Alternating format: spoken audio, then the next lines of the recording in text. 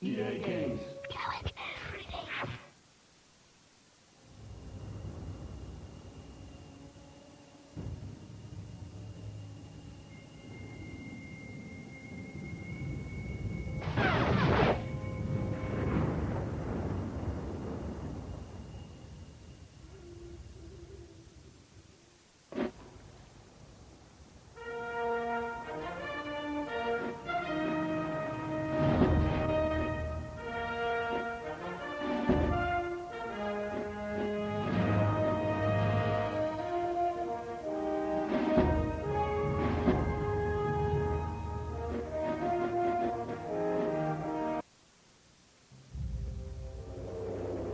December 7th, 1941, 10 in the morning. The United States suffers one of history's most devastating surprise attacks. With 2,403 dead and her once invincible Navy decimated, America is forced to join the conflict already raging in Europe and Asia.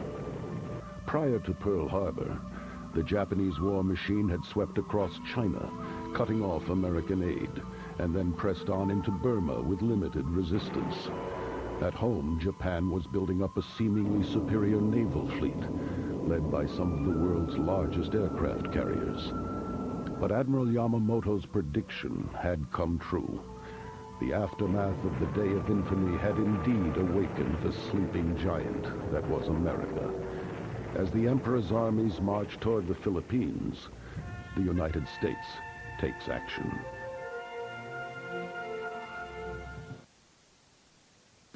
With American armed forces now fully engaged in war, Japanese-occupied South Pacific islands are feeling the pressure. But hopes are crushed for a swift Allied victory in the Philippines. After a long, bloody battle, General MacArthur is ordered to retreat. Thousands of troops are left behind and forced to surrender. The enemy now controls the Philippines. MacArthur vows to return. In a bold offensive move, the United States prepares to land 10,000 troops on Guadalcanal, a relatively unknown island, where a strategic airfield is under construction by Japanese forces.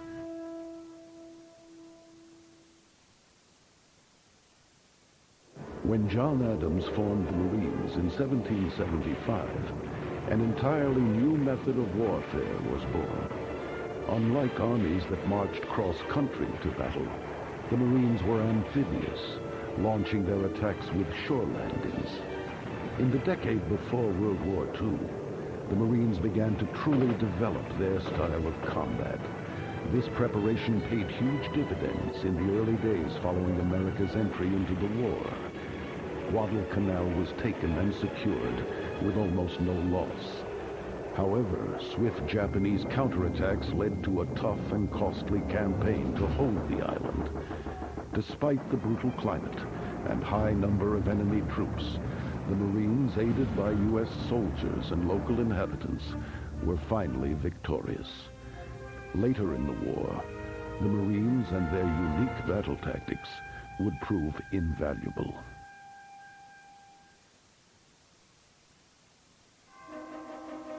Seven months after joining the war, America's need for intelligence gathering and distribution was growing critical. Traditionally, these tasks had belonged to the Department of State. President Roosevelt sought advice from a trusted friend, William J. Donovan, a Medal of Honor recipient and veteran of the Great War. Donovan proposed a new, autonomous, and covert organization to carry out intelligence missions behind enemy lines. The Office of Strategic Services was created in June 1942 under Donovan's control. This elite force would swiftly become a critical weapon against the Axis. With units sent to every front, agents of the OSS were instrumental in many Allied victories. Along with successfully occupying much of the Pacific, the Japanese Golden Lily team began a systematic pillaging of Asian wealth. The team looted thousands of metric tons of gold and valuables from Chinese cities. The largest load was collected by General Yamashita, after his conquest of Singapore, the repository of many hidden British and French assets. The one obstacle the Japanese faced was getting their hoard back to the homeland. At first, the enemy relied on naval transport. However, after Allied forces picked up on this tactic and began hitting the Emperor's navy hard, the Japanese began securing their treasure in underground mines.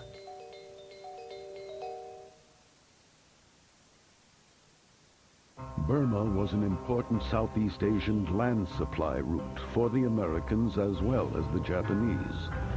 Control of Burma meant control over a key artery for supplies traveling in both directions. Enemy forces used this route to send looted wealth south to its aircraft carriers. The United States depended on Burmese roads to lend support to the Chinese in their fight against Japanese occupation. The most successful form of transport in Burma was the railway system. The air routes were inefficient, and the sea belonged to the Allies. With the forced labor of slaves and prisoners, the Japanese laid track at breakneck speed, at a tragic cost of many lives. As the battles were fought in thick jungle, control of Burma changed hands several times. But finally, the Allies seized control. Despite heavy losses in battleships during the attack on Pearl Harbor, the United States fleet was able to maintain their naval strength. This feat was accomplished by the strategic use of aircraft carriers, as the United States quickly determined that air power was the future of naval superiority. The Japanese realized this as well, and began amassing one of the largest fleet of carriers the world had ever seen. The two seagoing forces met at Midway in early June of 1942. After 3 days of intense fighting, the Japanese had lost many of their large carriers and were forced to retreat. The victory at Midway marked a turning point in naval warfare. No longer were the number of battleships the most important factor. The nation with the greatest carrier fleet was king.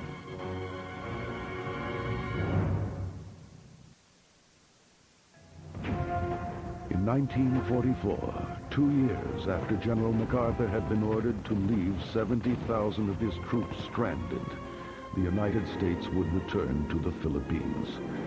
The road back to save MacArthur's men was not easy.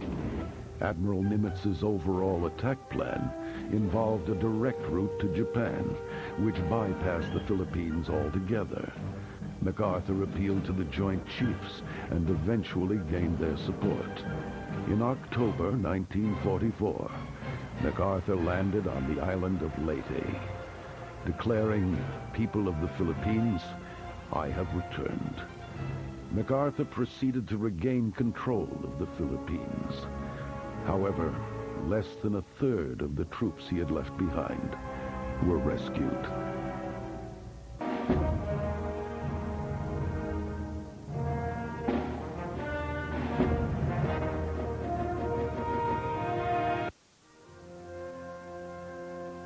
Dear Joe, you'll never know how happy and relieved we were to hear from you. Mom and I were clearing the lunch dishes when news of the Pearl Harbor attack came on the radio. Mom went all white and dropped a big platter on the floor. Dad finally calmed her down, but I don't think she slept at all, waiting for word that you were all right. There were more photographs in the paper this morning. It must have been horrible to be there, Joe. Thank heaven Donnie wasn't stationed in Hawaii, too. I don't think Mom would have survived the worry. Like everyone else, we listened to the president's speech the next day. Dad was real quiet afterwards. I think he always believed there'd never be another great war like the one he'd lived through. That evening, I saw an amazing sight. I passed by the Army recruitment office, and there were hundreds of men lined up outside. A few boys from my school were there, and 8 men on Dad's shift clocked out and signed right up, the coal dust still on their faces. We hear now that war's been declared, and once you've shipped out, you won't be able to tell us where you are. Write back when you can, and stay safe. Love from your sister, Mary. P.S. Mom wants to keep all the Christmas decorations up until you and Donnie get home, so get this war over with fast.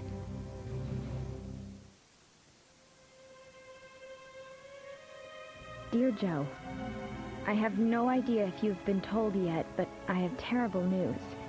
Yesterday we got a telegram, the kind everyone dreads. Mom refused to open it until Dad rushed home from work. It was about Donnie. He's missing in action in the Philippines. We tried to get more information from the War Department, but all we know is Donnie and some of the other men in his unit are unaccounted for.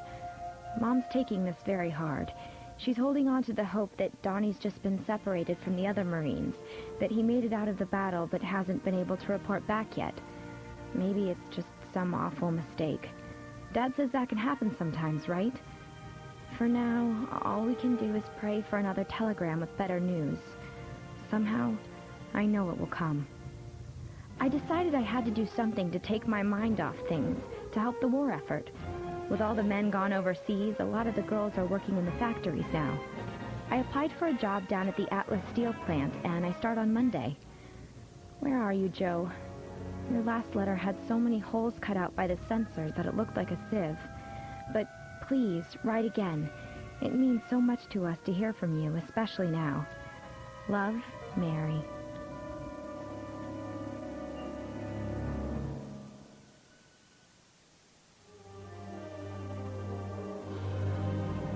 Dear Joe, last week, out of the blue, we got a phone call from a Marine corporal in Buffalo who'd been wounded and sent home. His name is Ray Parrish, and he's been trying to track us down for weeks. Corporal Parrish was with Donnie's unit when the Japanese invaded the Philippines. He heard that Donnie and several other Marines were captured and sent to a prison camp. Dad finally talked to a man at the War Department today. The government can't verify Ray's story. They can only continue to list Donnie as missing. But, Joe, what if it's true? At least he's alive. That's what we must believe now. Ray is visiting family in Erie soon, and he's promised to drive down to Pittsburgh. He has snapshots of Donnie from when they were stationed together on Wake Island. I can't wait to meet him. I'll mail you a package tomorrow with socks, razor blades, and magazines. I hope it reaches you soon. With love, Mary.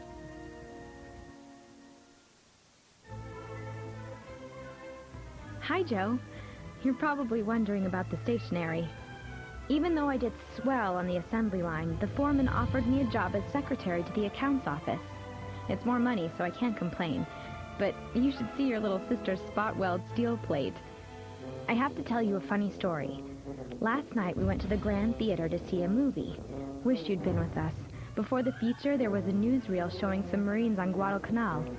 Suddenly, Dad jumps from his seat and yells, "That's my son! That's Joe!" He ran back to the projection booth and made them show it again. It was quick, but one of those boys sure looked like Joe Griffin. I even saved you a souvenir. Well, coffee break is over, but I'll send a longer letter soon. Oh, we got your postcard. Even though it took weeks to cross the Pacific, it really brightened the day. Love, Mary.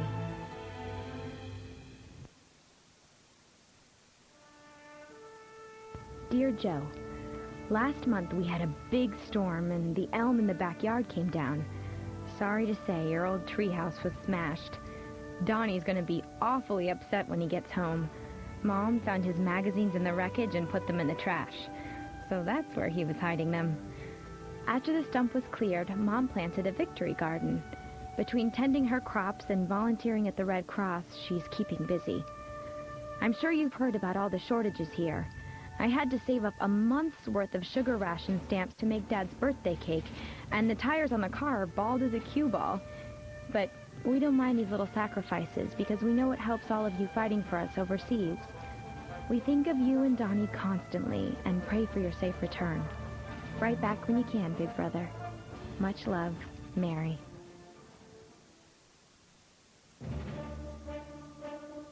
Dear Joe, Saturday afternoon there was a big war bond rally downtown with a parade, a band, and a radio broadcast. I went with Ray Parrish, Donnie's friend from the service. You would like him, Joe. We've been seeing each other for a few months now. Anyway, who's there selling bonds but your favorite pinup, Madeline May? She was signing photos and there was a big mob around her. But Ray shouldered his way through and got right up to the stage. He told Miss May about the Marine swooning for her, and she laughed and gave him a picture for you. So, keep it in a safe place where none of your buddies can get their paws on it. Love from someone who is not a movie star, Mary.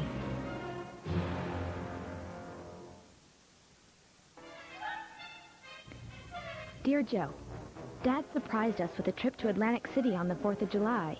There were so many servicemen on the train that most of us civilians had to stand for the entire ride, but I didn't care a bit. We had a wonderful time on the boardwalk and even saw the famous diving horse. We were passing a shooting gallery and Dad dared Mom to try it. She knocked him down like Annie Oakley and won a Cupid doll. He should have seen Dad's face. Maybe you Marines could use another sharpshooter. Wish you were here. Mary. Dear Joe, yesterday Ray Parrish came by to visit. He brought one of those little records that you make in the booth to mail home. One night at the base on Wake Island, after a couple of beers, Ray and Donnie had made a recording as a joke. Ray had forgotten about it and just found it among his things. He played it for us. They sang Home on the Range, and Donnie was off-key as usual. Then there was a message at the end, where Donnie says how much he misses all of us. As you can imagine, there wasn't a dry eye in the house. Joe, I know you don't believe in such things, but hearing Donnie's voice was like a sign to me. It just made me believe even more that he's out there somewhere and that he's all right. Love from all of us, Mary.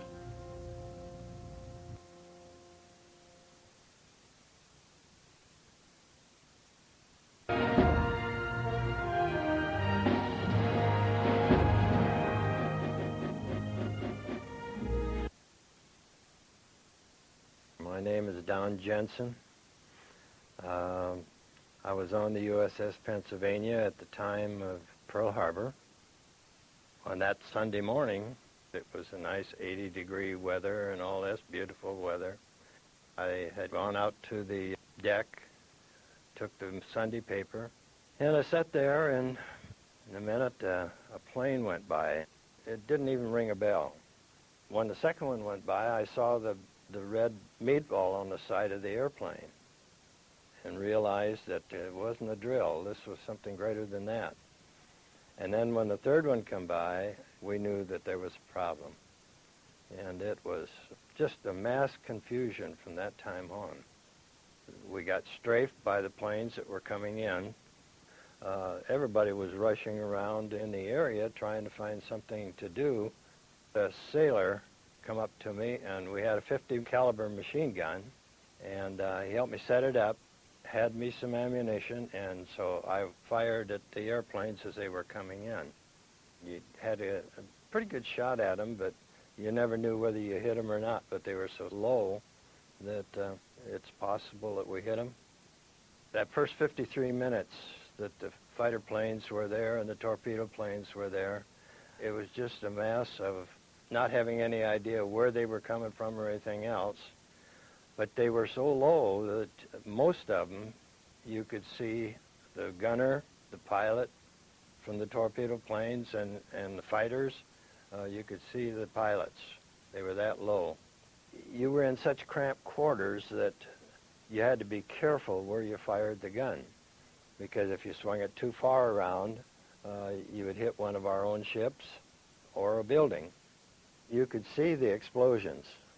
Nothing ever got quiet because the bombs would explode and the ammunition from the ships would explode. Ships were rolling over. You could see the water that was on fire from the oil that was on the water.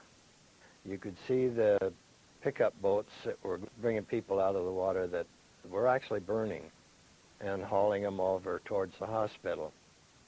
I think about those sailors and Marines that were in the hustling water and the explosions of the Arizona.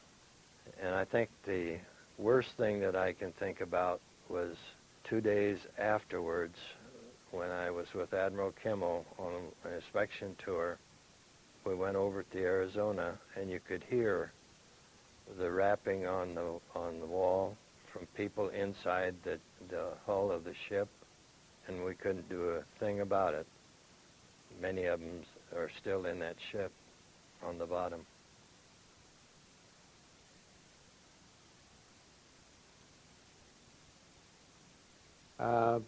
Approximately a month before the war, I was sent over to Bataan along with about 20 other soldiers to train Philippine constabulary soldiers. These were actually draftees that were pulled off the street because there was such a shortage of soldiers on the front line.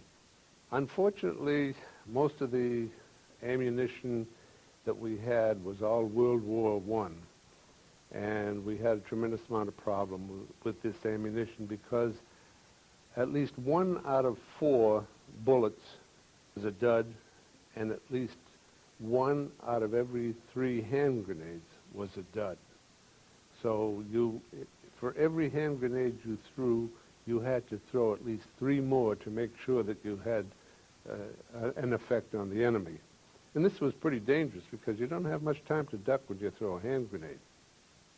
I was on Bataan for approximately 3 weeks when General King ordered the surrender of Bataan. I, along with my battalion that I was attached to, was surrounded by the Japanese soldiers. They took all our arms, naturally, and then pushed us back out on the road near Marvelis. I was on the death march for 2 days and 3 nights.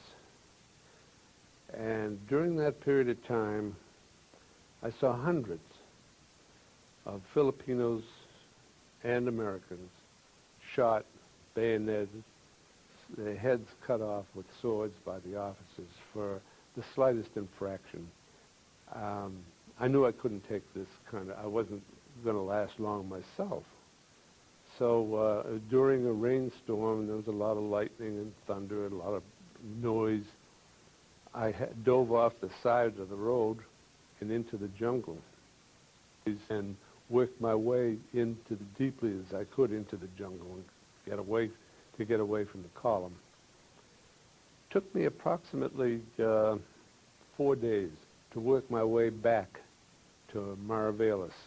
And I gathered up some wood and debris that was there, tied it together with anything I could find, and worked myself out into the bay and swam back to Corregidor. I would say that it took me a good 10 hours that I was in the water, not knowing at the time, but found out later that it was shark infested. But evidently I wasn't good enough to eat, and they weren't interested in me, thank goodness.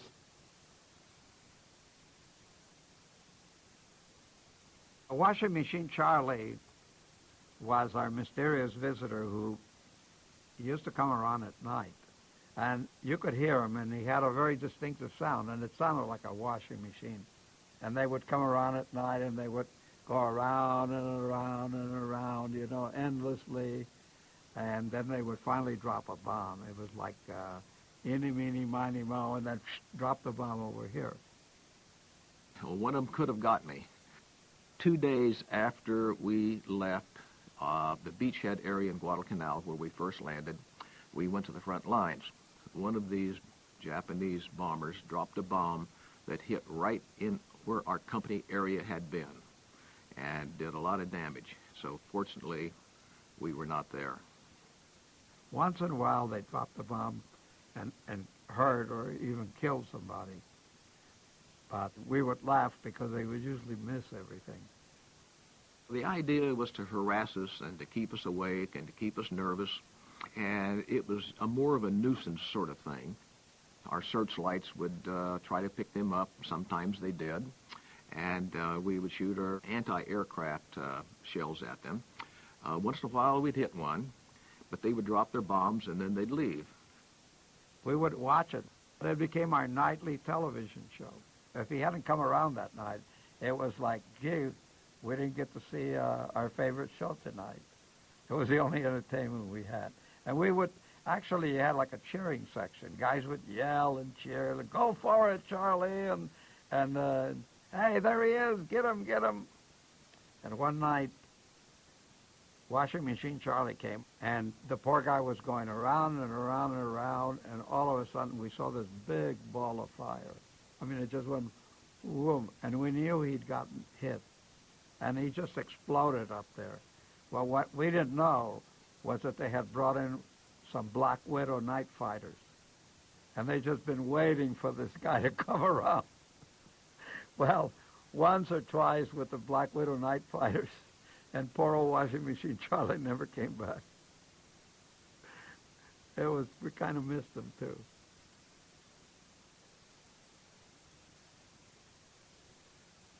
I suppose the most memorable was when I marched down and we thought that some planes that came over were our bombers, but they weren't. They were Jap bombers.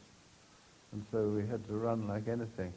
And as we ran, down came some parachutes with food and a copy of the Tokyo Times talking about a great win the Japs had, which they never did. We heard this sound, which obviously was a bombardment of some kind, and but we couldn't see. And so Solomon Armour came up to me and said, "Master, me sorry too much, Japan fleety come." I said, "Don't talk rubbish." I'd turned the radio on by then. I could hear all these American voices. So we had to wait until about 9 o'clock, and then we saw 85 ships, I think there were, and all the little landing craft going backwards and forwards from the ships, carrying soldiers ashore, Marines. I got a note which was passed up by one of my Solomon Island policemen, and telling me to come down and which way to come so that I could avoid the Japanese. And so I packed up everything and took my radio equipment down to Aula, which was a government station, and left it there, and then I went in and reported to the Americans. This Marine came up and shook me by the hand. I couldn't speak. I was too overcome. But that was the happiest day of my life.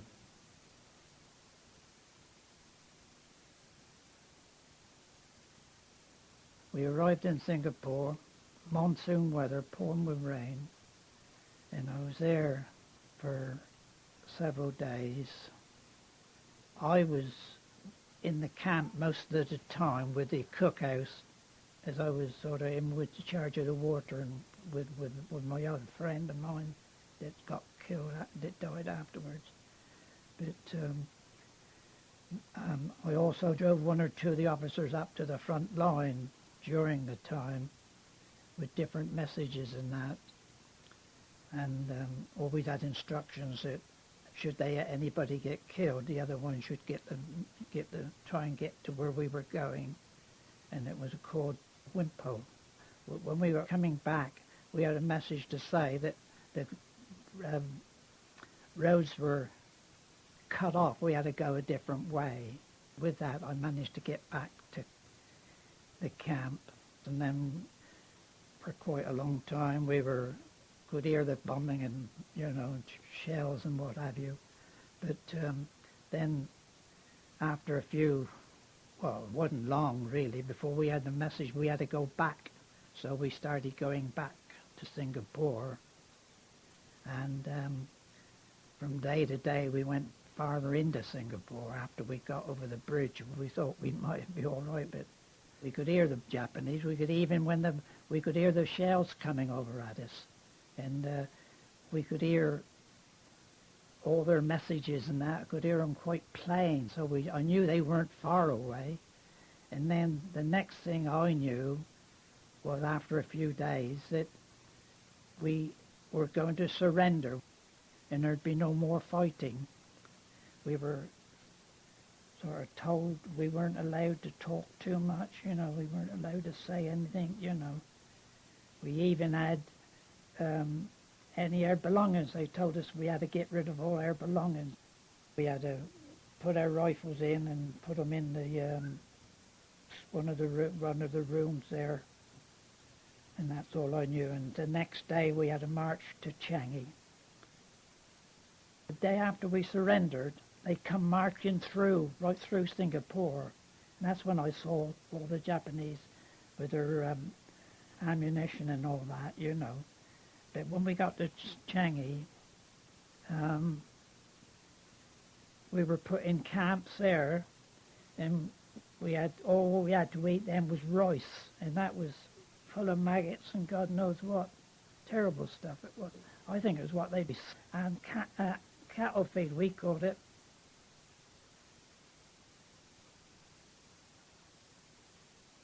This is a Browning automatic rifle.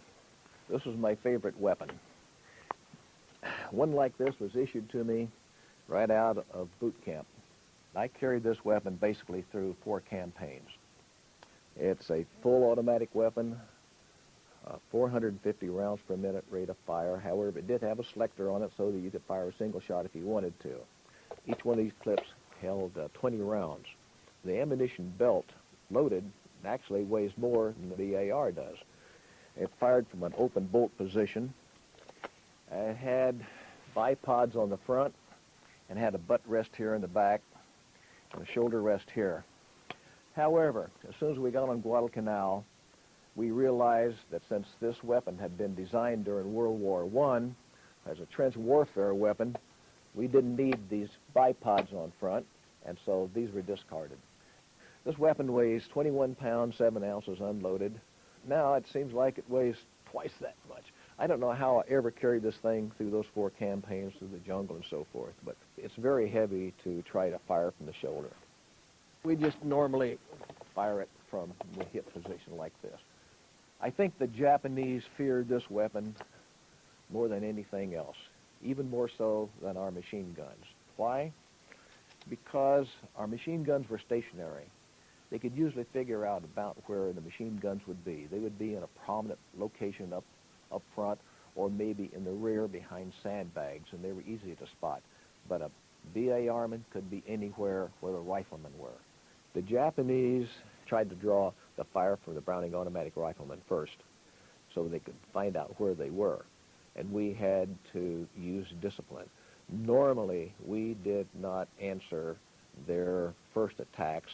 We let the riflemen take care of it. We held our fire with these weapons until they came charging at us, or unless we were approaching an area, we knew there were some Japanese hiding in some bushes or camouflage, then we could take this weapon and spray the area. The Marine Corps decided that since this weapon was so effective, they gave every 4th man one of these weapons. It increased our firepower tremendously. I got into a few firefights with this, and I'm awful glad I had it. One time I had to fight my way out of an ambush, whereby myself and another BA-Arman was advancing across an open area when we were ambushed by a Japanese officer and 4 men nearby. They could see us, but we could not see them. And when they opened fire, they killed the man next to me, and I had to shoot my way out of the ambush. I might not have survived if I hadn't had this. When we got on the train at Singapore, we went right through into Thailand, right through Malaya. Boiling hot sun it was. We were sweating. So many of us were sent right up to the top of the jungle. Took us several days to get up there. And we got to Camp Lambiori, where the bridge is. I was there for several months. It was right in the monsoon weather. And we were absolute filth it was there. I swear we lost a lot of boys, died with dysentery and cholera. They were dying like flies there. Well, most camps were the same, really. There's not much difference in them. You just had your bag of rice each day. You had a bit of rice in the morning, a bit of rice at night, and that was it. But I never seemed to get worried at all. I don't know why, I'm sure, but that's the way I am, I suppose. I don't know. This camp itself was terrible. We were under water most of the time, almost sleeping in water. But we had to get up next morning and go off and do through the jungle to meet the bits of bridge we were working on. Each morning we had to walk right through for about 3 miles through to get by the river, by the camp, where we had to build these different bridges, small bridges to get different places. And we were there for a long time. You had to do as you were told, else you'd soon get a belt, and I'll tell you that. If you didn't do it quick, when they told you to do it, you had to do it quick. And that's where a lot of fellas slipped up, They'd get a beating for nothing. You never knew each day what you were going to do. Most of it was doing all the digging, perhaps all day long, same old job all the day. If we had one day off in 10, I think. In that particular day, we'd have to go out and pick up any wood there was in the jungle to pull in for the camp. It was a terrible place to go to, but after we left there, we went to another camp farther up, and we were up in the woods cutting down big trees. There was 2 or 3 elephants working with us in the jungle, pushing these trees down.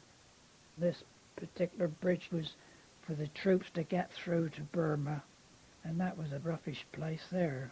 There was 3 or 4 men escaped there, Arab soldiers, and then within 4 days they were found, and they took them out next day in a truck, and the guards got in with their rifles, and they went, and we didn't see no more of them. So they were shot somewhere out in the jungle.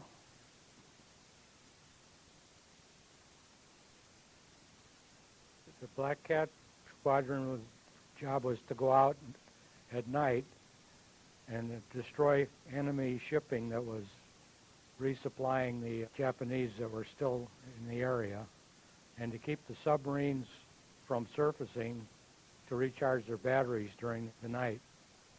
The plane was originally designed just for reconnaissance, so then they put bomb racks under the wings to carry the bombs and the torpedoes. We could carry 2,000-pound payload, 500-pound bombs, or 2 torpedoes, 1,000 pounds each, or 4 depth charges, which were 500 pounds each. We had a 50 caliber gun on each side and a clamshell blister that could be opened up so the gun could be fired, and 2 30 calibers in the nose. A typical Black Cat mission would be we would take off at sunset. The radar would pick up a submarine. Most of the time the submarines would submerge before we could get to them, and at that point we didn't have any way to tell which way they went. There was 5 squadrons of us out there.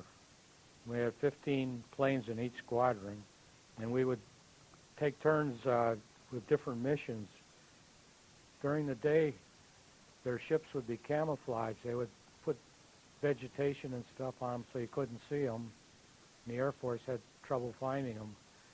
At night, once they got underway, they were very visible because of the luminous wake that moving ship creates due to the phosphorescent stuff in the sea, especially on a moonlit night. Our main protection was that we flew at night where they couldn't see us. They couldn't hear us coming, and after we left the scene, they couldn't see us leaving. Our method of attack was to sneak up on them. The idea was to see a ship, drop down to sea level 50 feet, and make a run on the ship, let our bombs go so it would sink or disable it, and keep going so they couldn't shoot us down. Because of our slow speed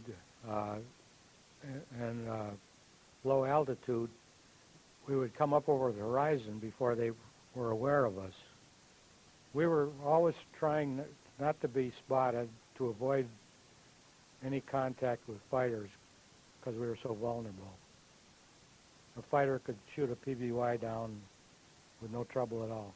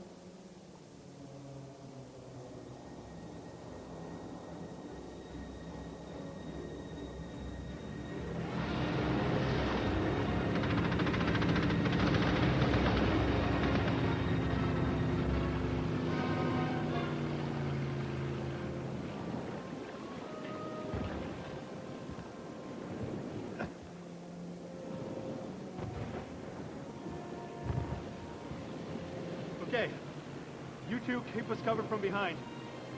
You man the machine gun and I'll take the wheel. We're going after those Zeros.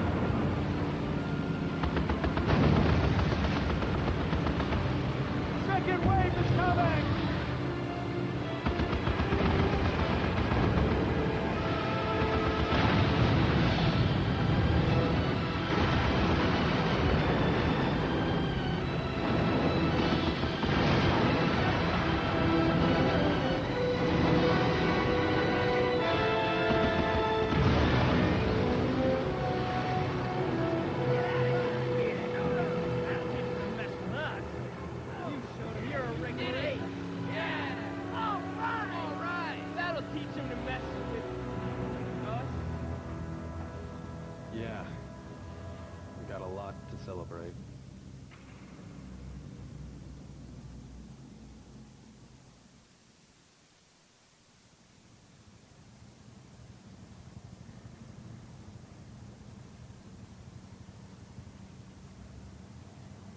Hey guys, I'm looking for my brother, Private Steve McCoy.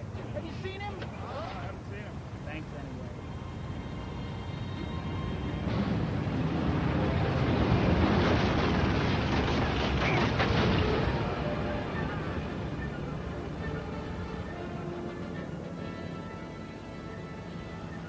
This is an evacuation. You're supposed to be going the other way. Sergeant, a Jap battalion is coming fast. The General wants this bridge blown immediately. No problem, sir. You there, you're coming with me. Zeros coming in fast.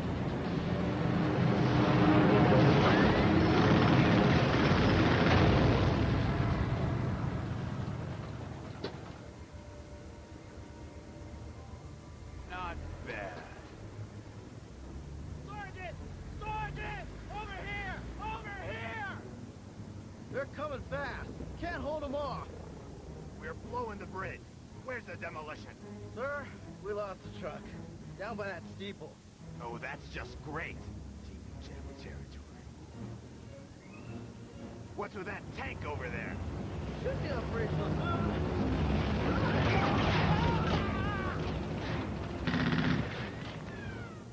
Soldier, get over here. We're going in. We're taking this tin can. Anybody home? Huh? Hey, bro! What do you do? Shut up!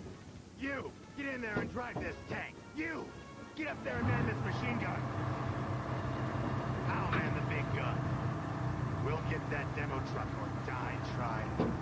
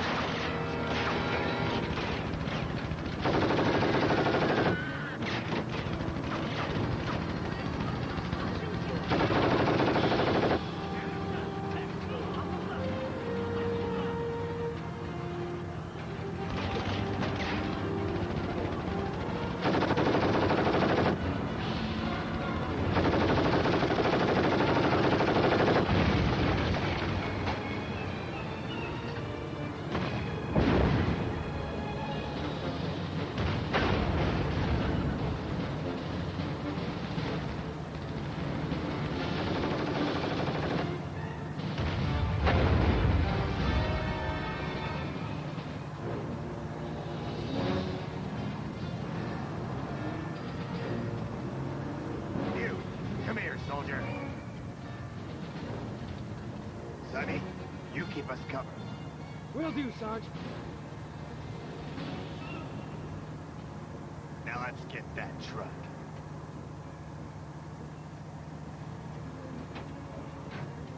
Get in the back and cover me.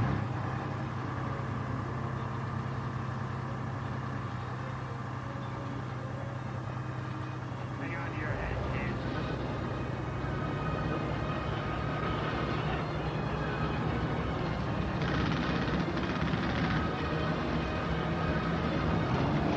Sonny, get in the truck! Now! I'm coming! Sonny! I say now! I can't make it! Get out of here! I'll hold on! Let him have it, soldier!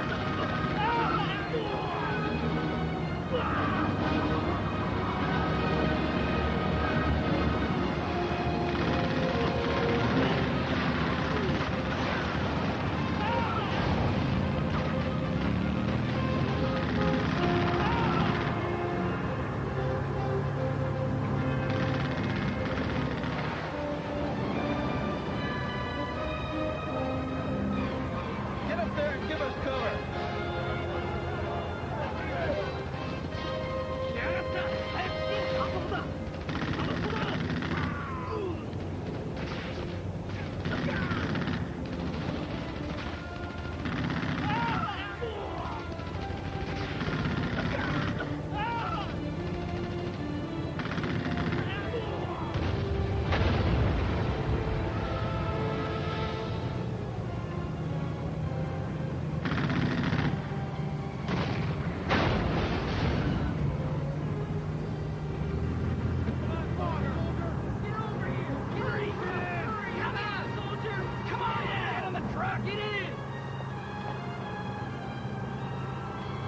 Let's get out of here!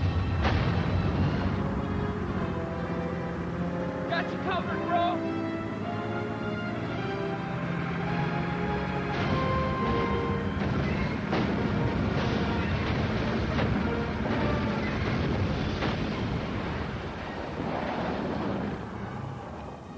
Come here, kid. I'm sorry about your brother, but we saved lives. Lots of them.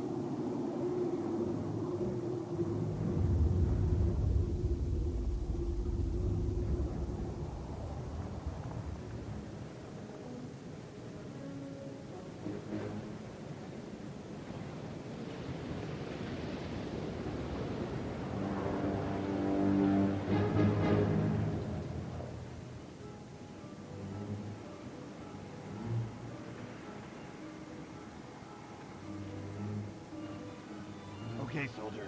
Up on that rise is an airfield the Japs are trying to build. If they get the airfield, they get air superiority.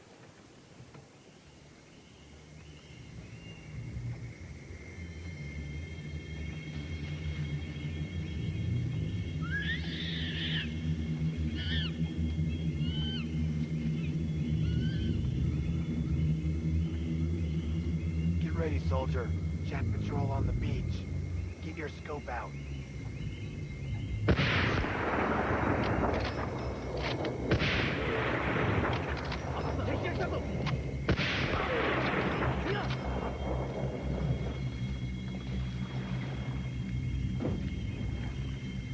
Okay, men. That road leads to the airfield. Let's move out. Flare! Airborne! Take cover!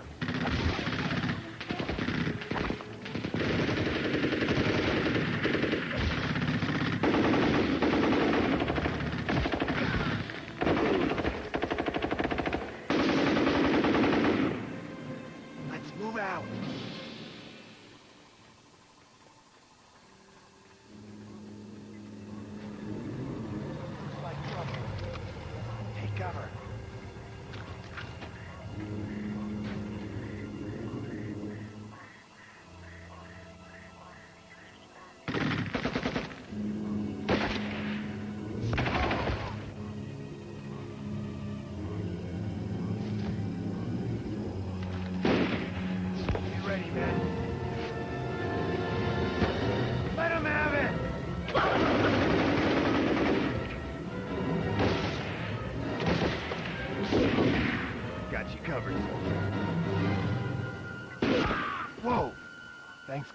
Let's move out.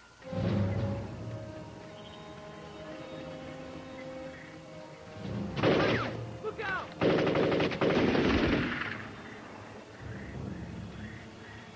Bunkers up ahead. Follow me and stay close. We're taking them out. Get your demo charge ready. Follow me.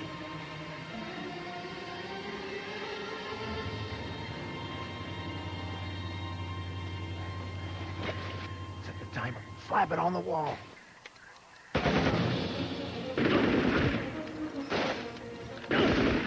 Look out! They're coming! Behind you! Turn around! Look out! Okay, let's move.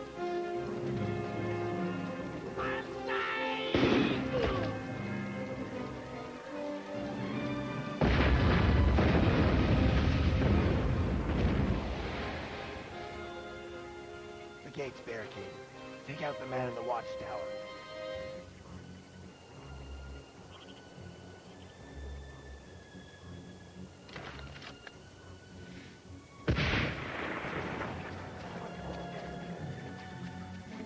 Over here, soldier. Over here. Get on board. We're busting through. Get ready. We're gonna give it to them with everything we got.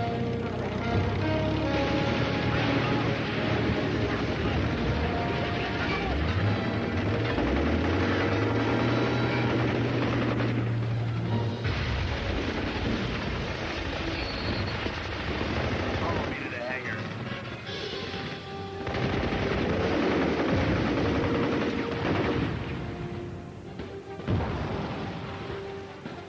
You take this one.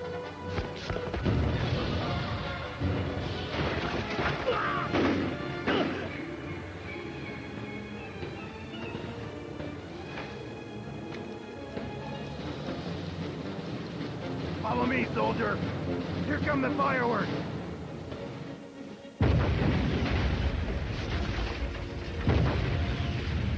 Over here, soldier. Out this gate.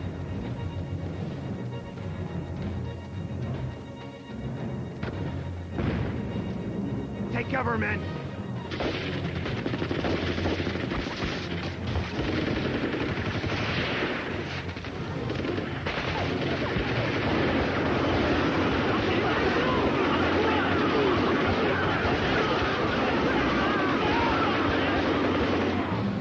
Get ready. They're not done.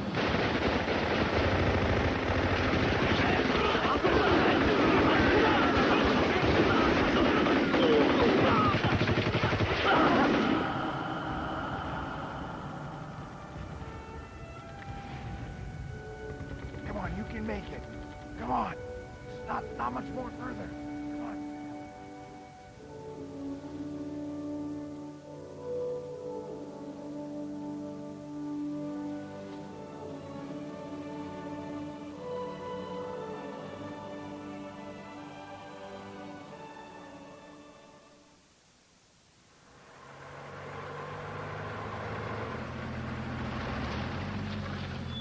Get in.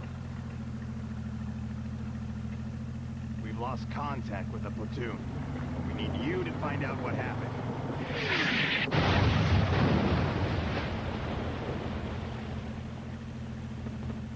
Hang on to your hat, kid.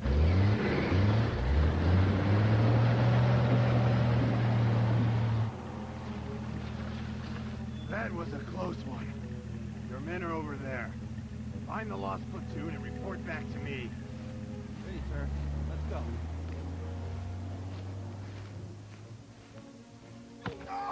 Ambush! Up in the trees!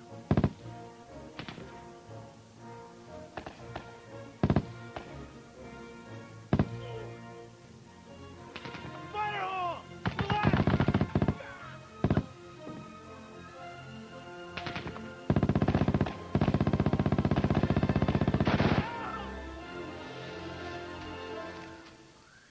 Don't shoot. I'm Martin Clements.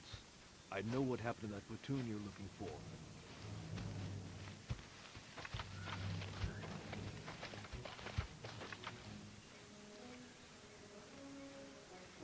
Have a look.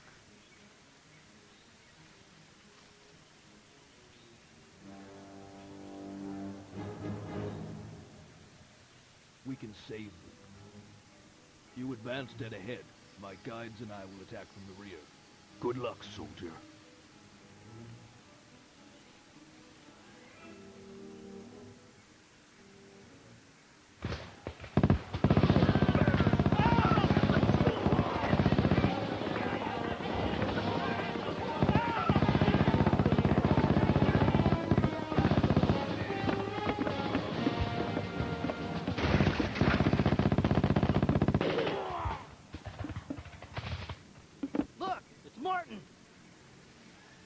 This man you saved is a demolition expert.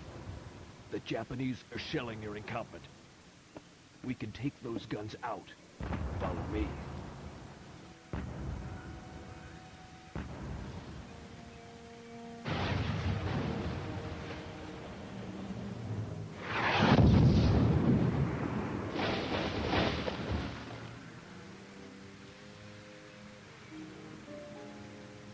Snipers! In the trees!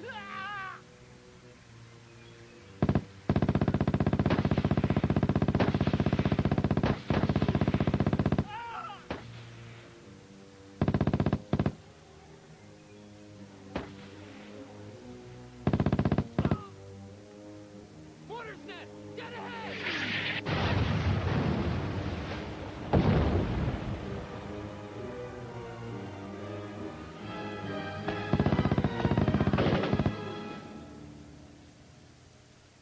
Nice shot, soldier. That was mighty fine. What? Don't shoot. I must show you the secret passage.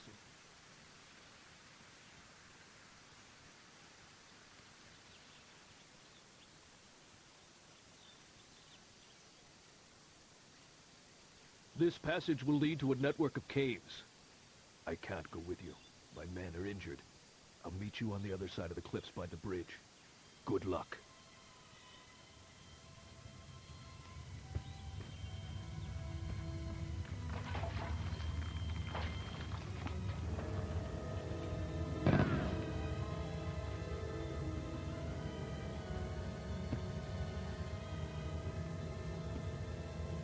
Check it out.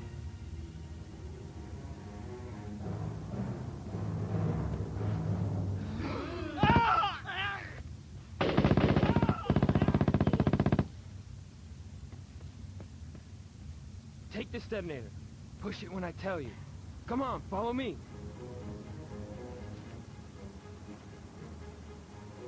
Okay, let him have it. Let's get out of here.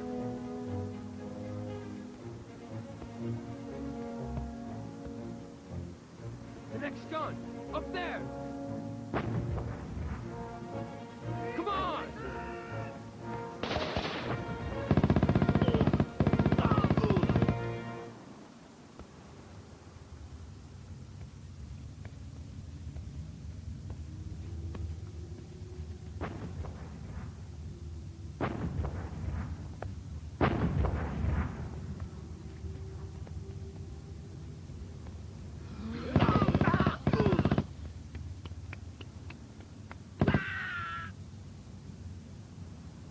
Look, the ceiling. It's about to cave in. I'm out of explosives. We can bring down the whole cave. Help me.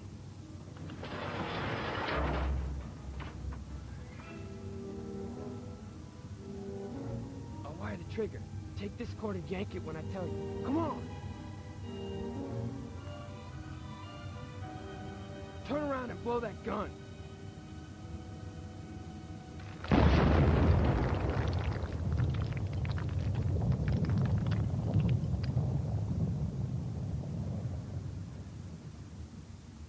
What's in there?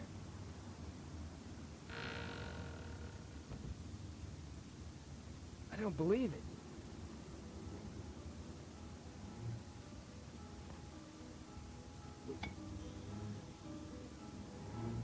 Whoa, that's some souvenir.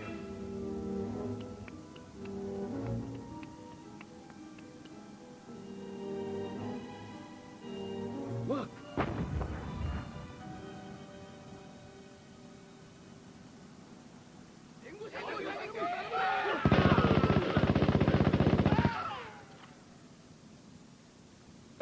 boxes! Climb up the rope and hoist me and the boxes up.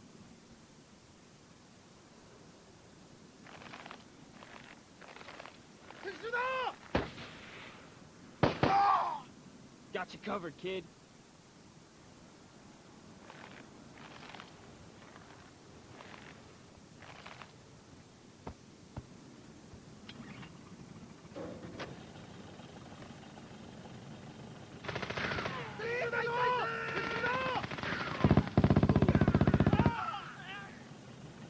Nice shot.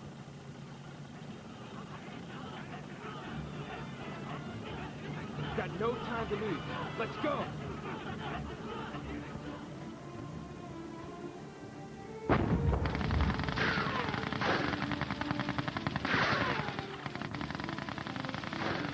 Cover me.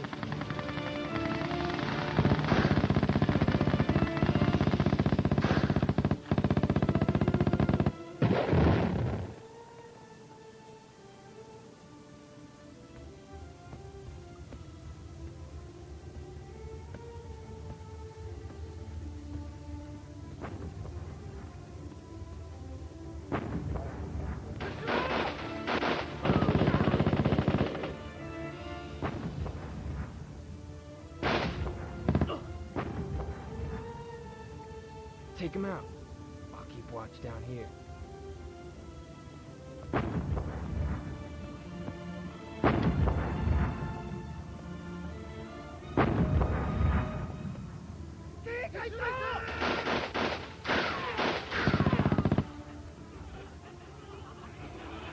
They're coming back!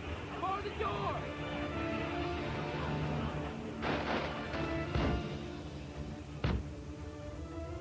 Help me with this thing. Look out! Behind you!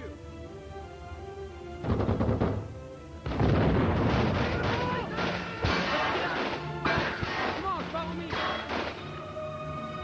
Here, blow them to kingdom come!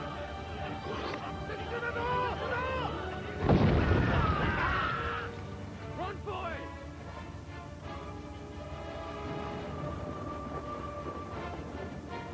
Look, it's Martin!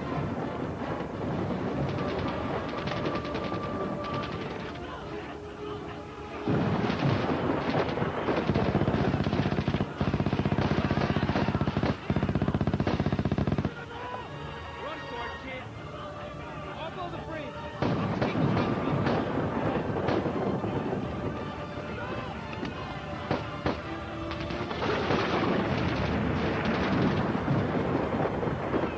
That devil-back soldier! It's our only chance!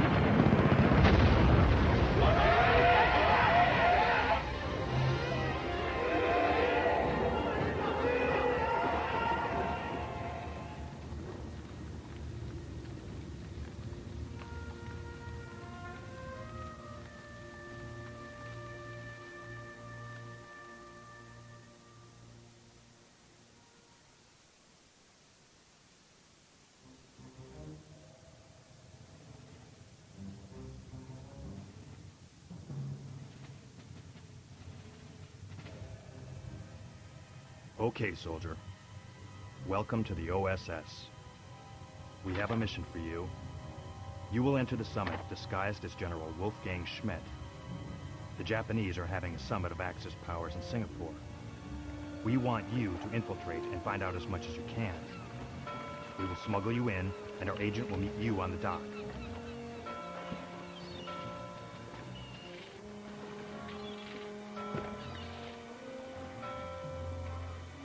Follow me.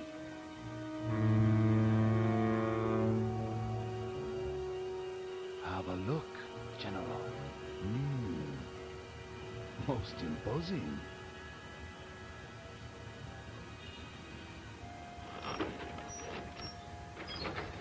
Quick, to the Raffles Hotel. The most important leaders of the Axis will be there tonight. Somehow, the Japanese have amassed a fortune in gold. We need to know what they're up to. A patrol! Stop now! Don't shoot!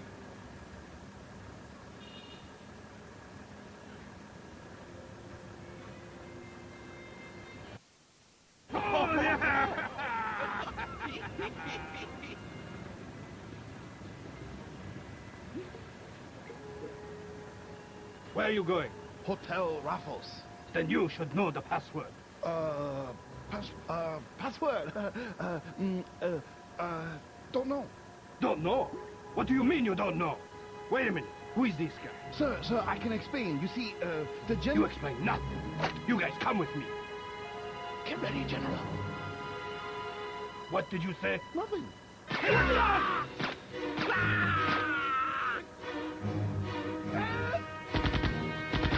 General! This way! This way!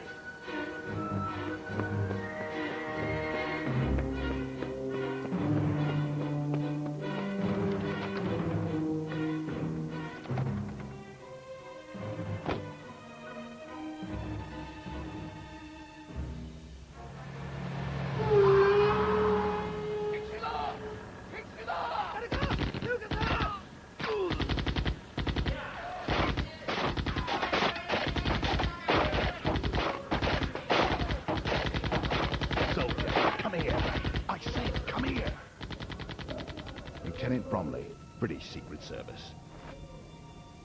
Follow me. I can get you to the hotel. Stay close. The patrols are everywhere.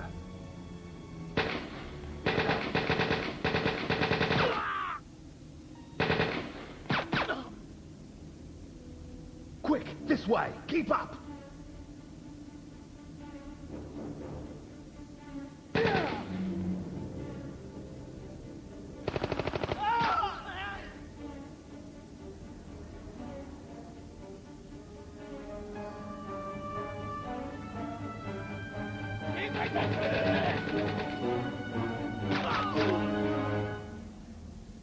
This way, soldier.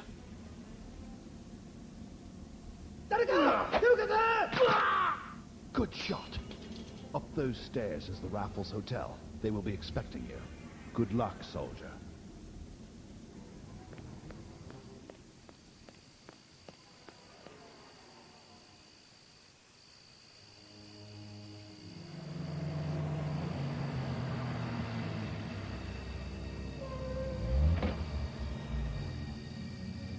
Hello again, General.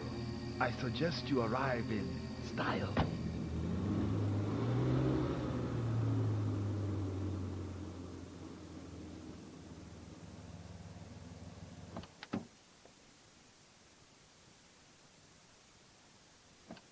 Keep it smooth. No guns.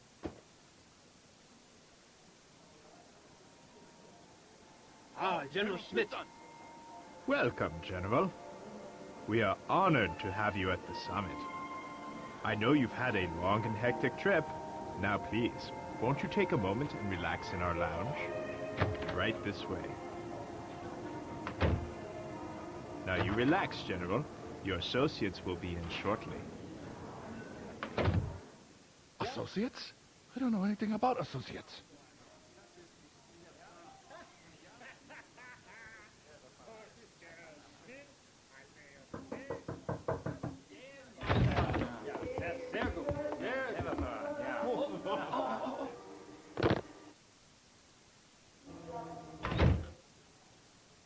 General, I'm so happy you could join us this evening. Now, the General has had a long trip. He is much too tired to discuss anything. General Schmidt, did you say? I don't remember the General so trim. Wait, that's not the General.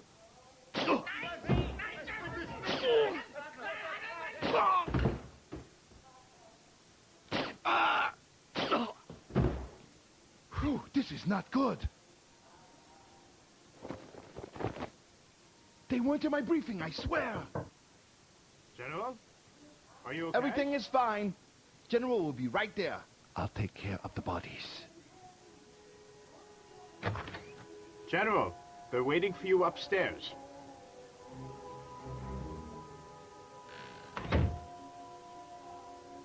Right this way, General.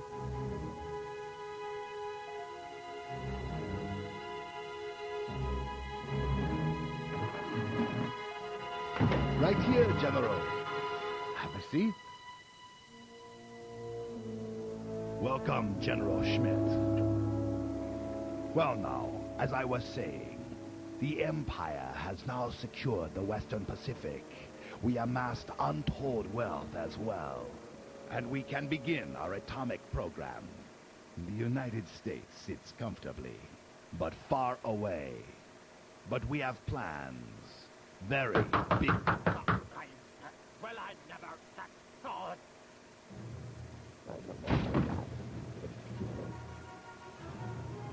I don't know what you think you're doing, but you're impersonating an officer of the Third Reich. I'm out of here. This man is an imposter. He's...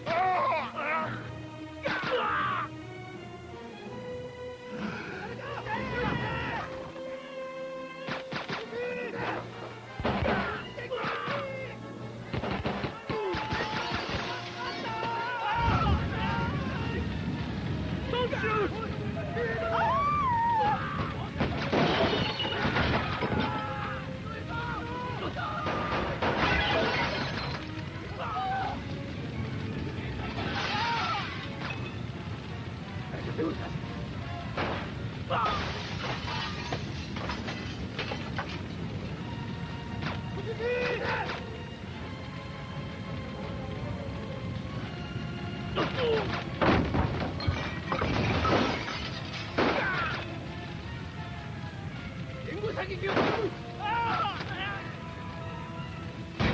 Hello again. Look out! Get ready, they're coming!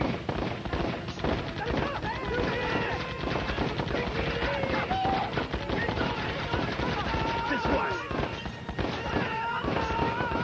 Out the window! Quick, off the ledge! Jump off the ledge!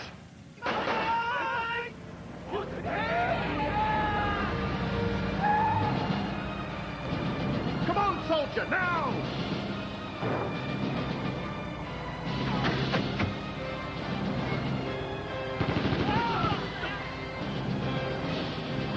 That was a tight one.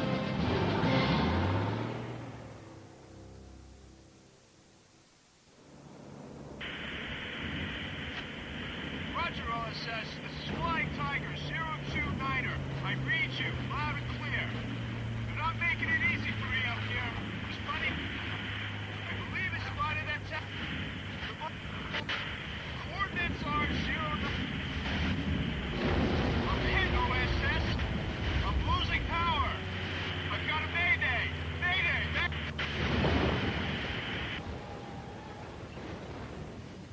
Oh no, we've lost him. Wait, I'm picking up a signal. He's trying to transmit. He has to be alive. Then let's go.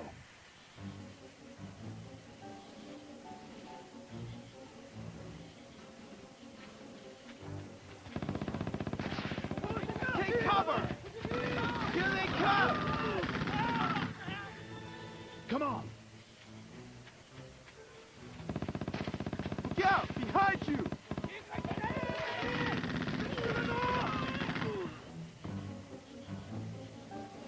Come on!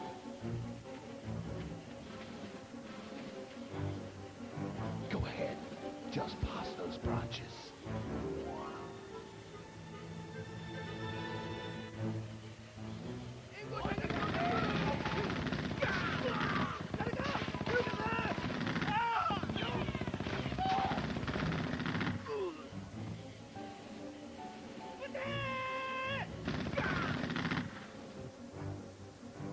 Okay, let's move up. But be ready.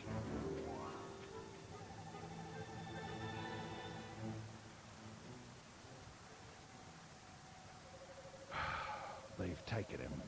What are we gonna do? Come on! You get going! Over here! A prisoner!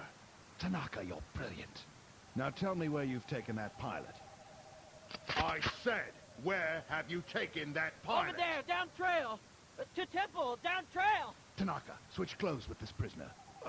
Okay, sir. Soldier, I want you to go into the temple with Tanaka. Rescue that pilot. Keep an eye out for the gold as well. Let's go.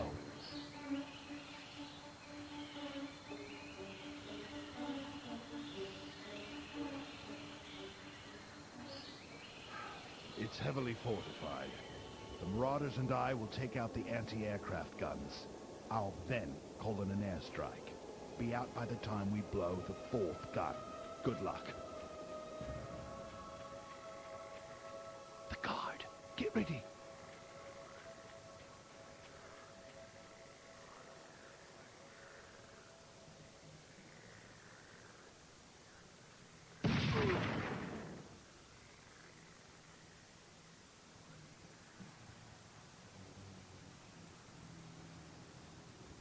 You can't shoot them from here.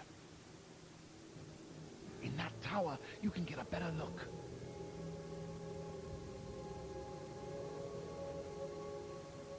Be careful. When I yawn, start shooting. Make it quick.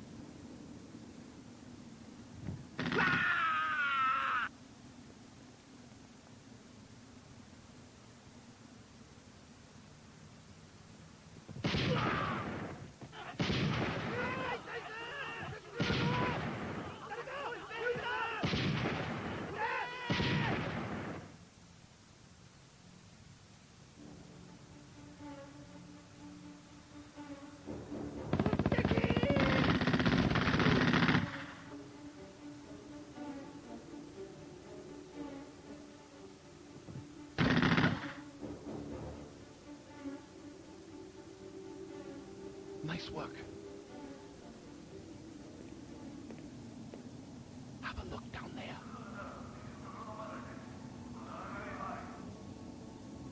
This way, come on. I'll draw them out.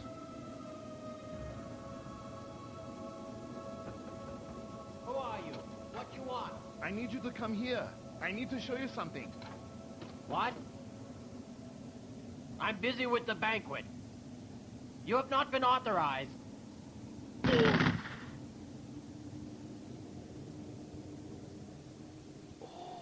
a banquet going on in the next room. You get into that sake barrel, and I'll wheel you in.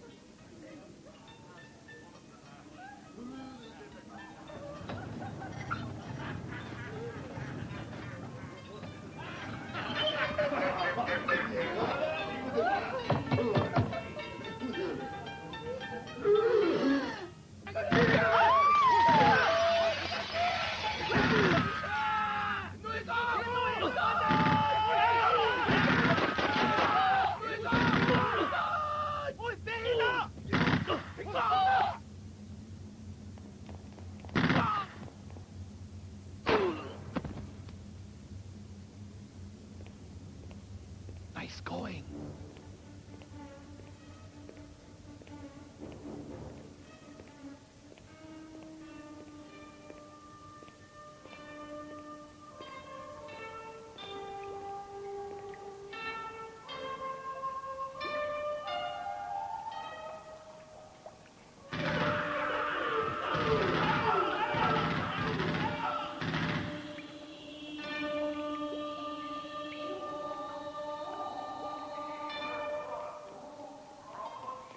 Soldier, come here and have a look.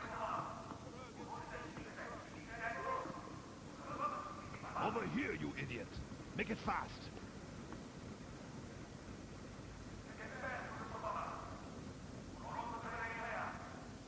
Shh. This is the PA room. Take him out. I need that microphone. I'll send everyone into the cafeteria.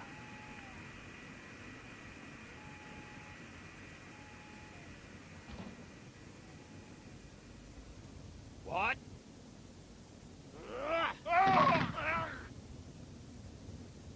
All men in the prison area, there is free sake for you in the cafeteria. I repeat, Free sake in the cafeteria.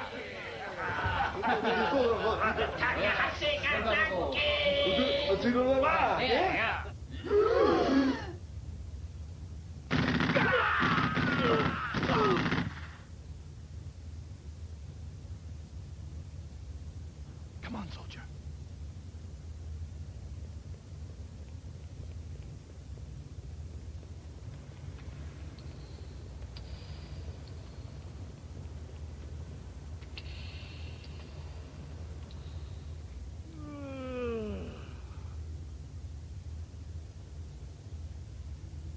I have a prisoner right here.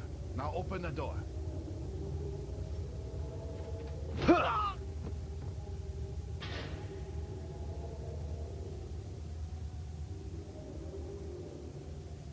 Where is your base? Captain, you will tell us. This I promise. Now, once again, Captain, where is your base? What? Where did you come from? I have a new prisoner, sir, for you. Is that so? I was told to bring him to you. Really? Yes, the general... Whew.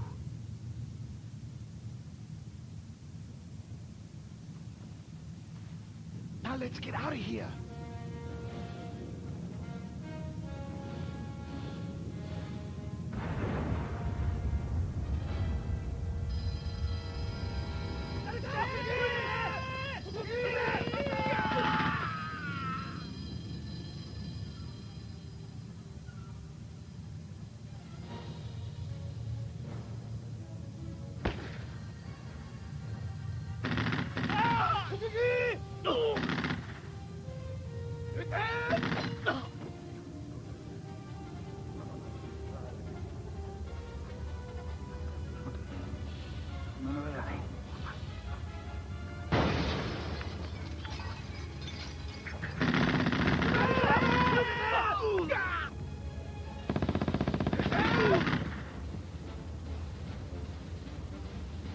Let's go.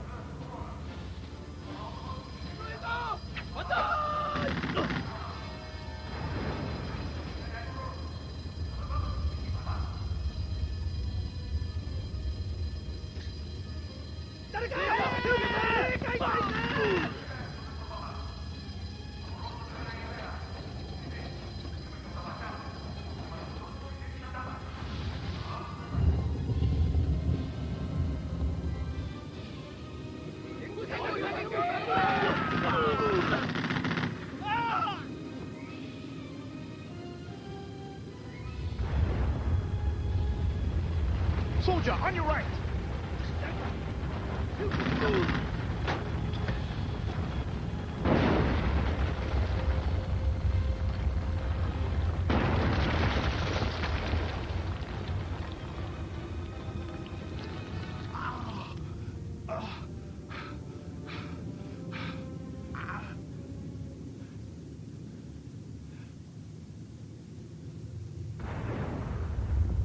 The boat gun! Get going!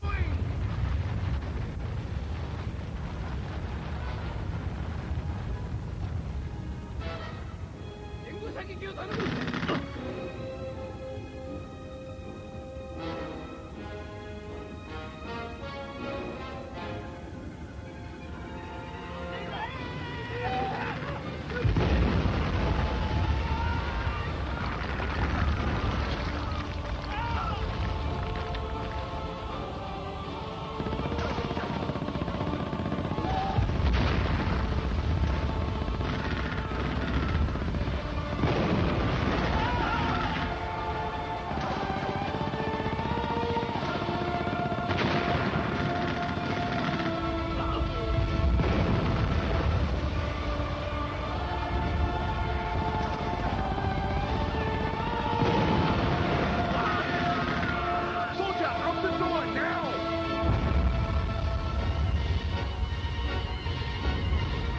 What? Ah!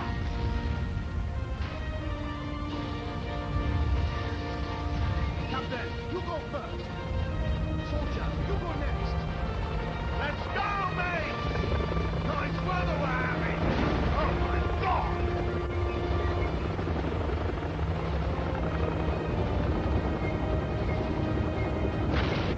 Well done, soldier, and welcome aboard.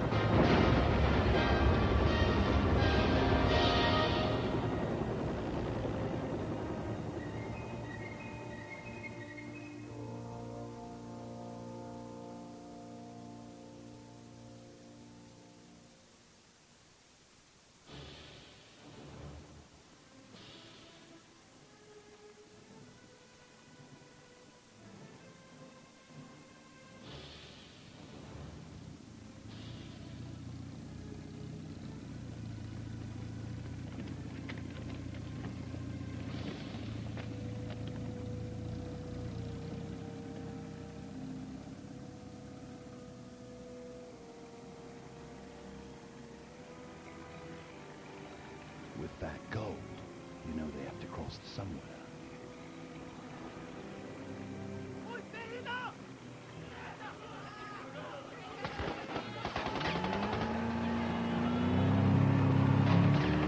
Take them out! They're closing the gate! Shoot the rope!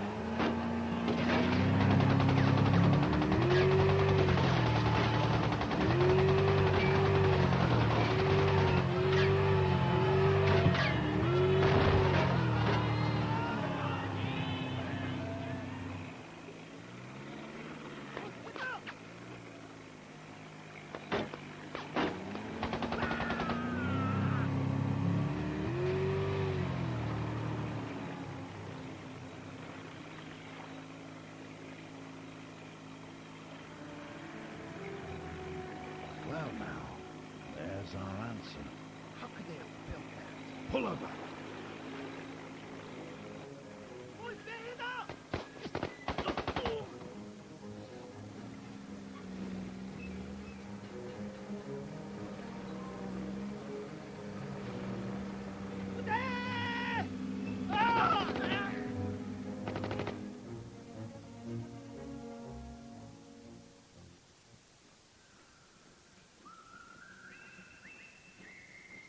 Marauders.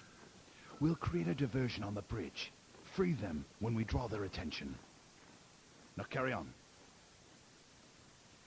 Let's move out.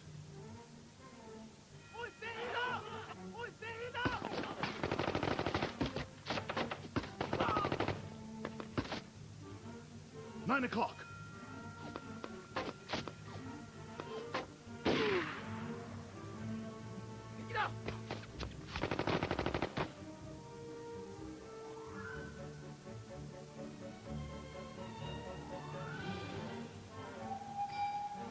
Train!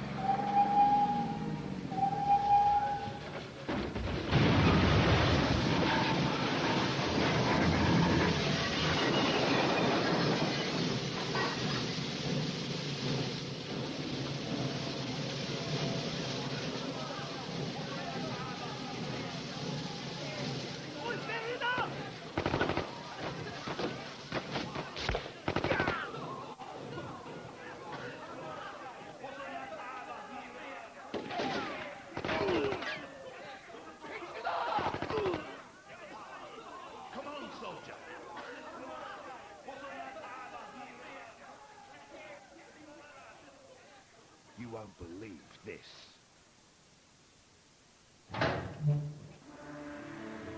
Guess what? These naval officers are from an aircraft carrier. They've been transporting something very important. I think it's the gold. That was close. Soldier, come on. We've got to blow the bridge.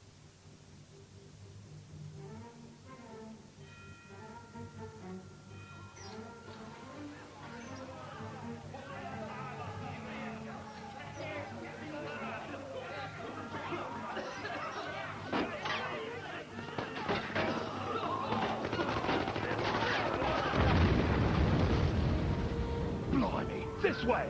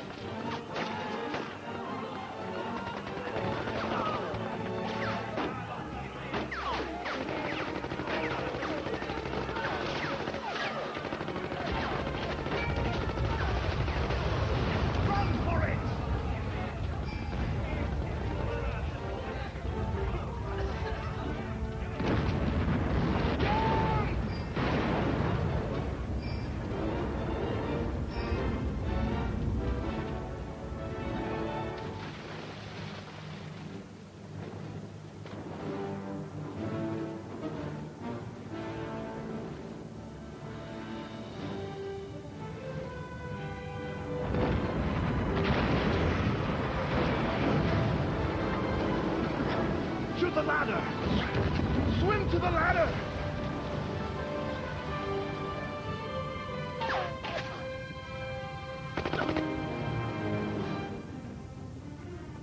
To the plane! I'll fly around!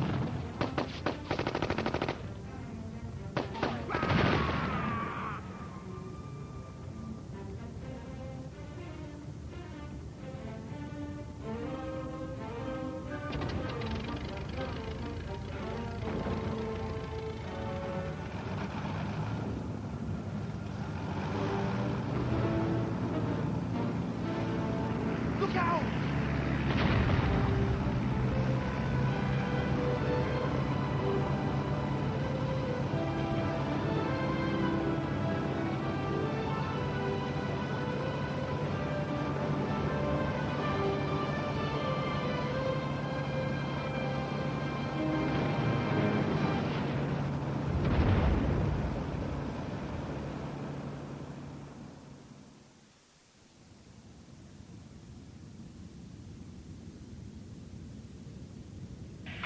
Roger, Lieutenant Bromley. I read you. Set ahead for 89.3 west. I want you to land on the Japanese carrier Torafuji. We suspect they're transporting something. Something very important. Sink the carrier if you can. Tanaka, you'd better be spot on for this one.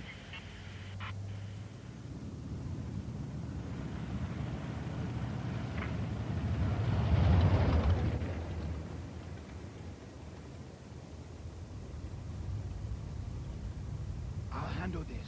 Stay down.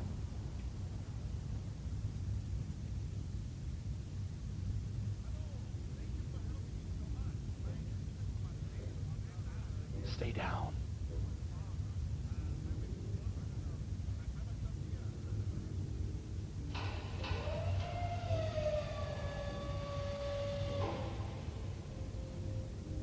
If we can get to the engine room, we can sink this tub.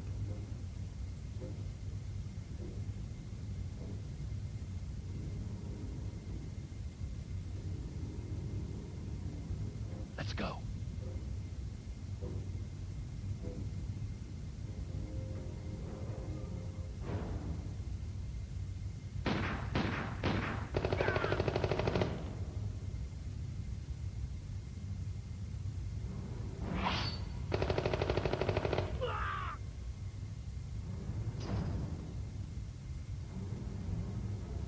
Get him!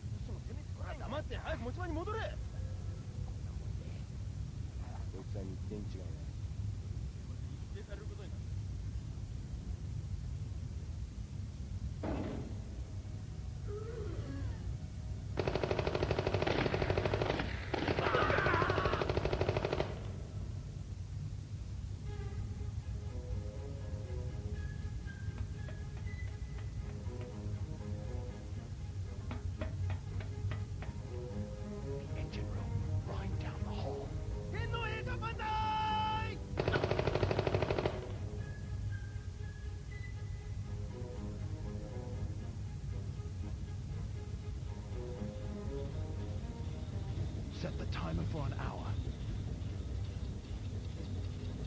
Now let's get Tanaka and get out of here.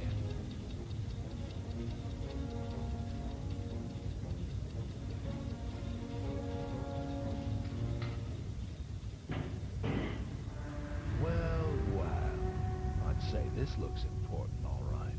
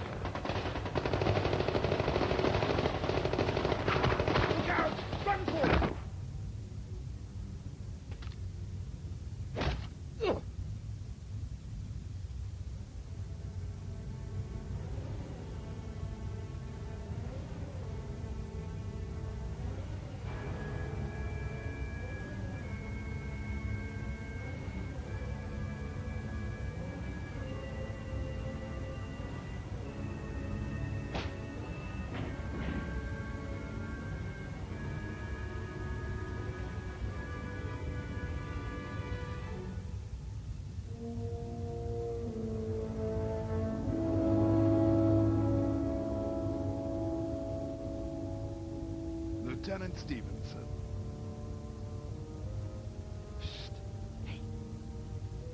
Saki, sir? No.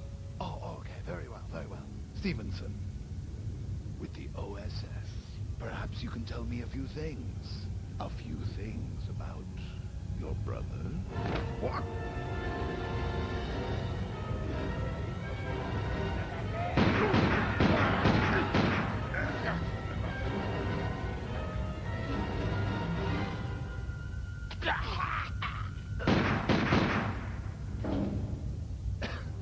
He's taking his plane.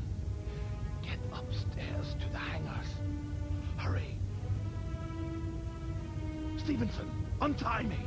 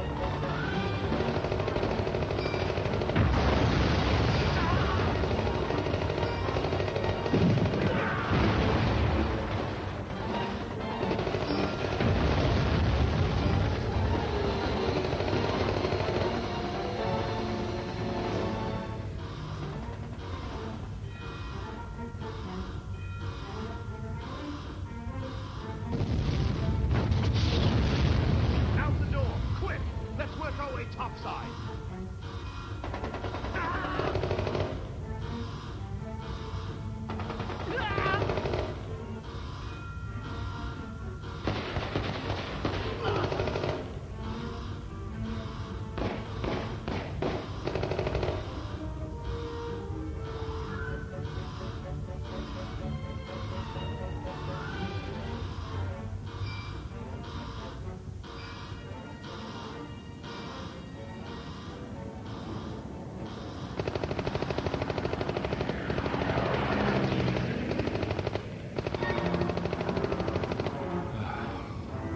Next time. Stevenson, look there!